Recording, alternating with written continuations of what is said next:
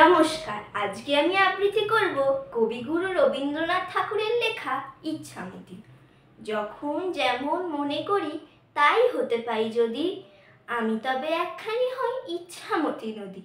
রইবে আমার দক্ষিণ ধারে সূর্য ওঠার পার, বাইরের ধারে সন্ধেবেলায় নামবে অন্ধকার।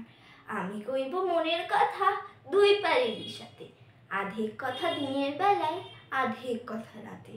যখন ঘুরে ঘুরে বেড়াই আপন গায়ের ঘাটে, ঠিক তখনই গান গেয়ে যায় দূরের মাঠে মাঠে। গায়ের মানুষ চিনি যারা নাইতে আসে জলে, গরু মহিষ নিয়ে যারা সাঁতরে ওপার চলে।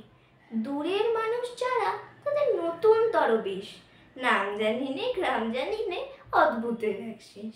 জলের উপর ঝলমল টুকরো আলোর রাশি, ঢেউয়ে ঢেউয়ে পরীর নাচন, হাততালি আর হাসি। নিচের তলায় তলিয়ে যেথায় গেছে ঘাটের ধাপ, সেইখানেতে কারা সবাই রয়েছে চুপচাপ। কোণে কোণে আপন মনে করছে তারা কিকে, আমারই ভয় করবে কেমন তাকাতে সেই দিকে। গায়ের লোকে চিনবে আমার কেবল একটুখানি, বাকি কোথায় হারিয়ে যাবে আমি সে কি জানি। এক ধারেতে মাঠে ঘাটে সবুজ বরণ শুধু, আর এক ধারেতে বালুর চরে রৌদ্র করে ধুধু। দিনের বেলায় যাওয়া আসা, রাত্রিরে থমথম, ডাঙার পানি চেয়ে চেয়ে করবে গা ছমছম।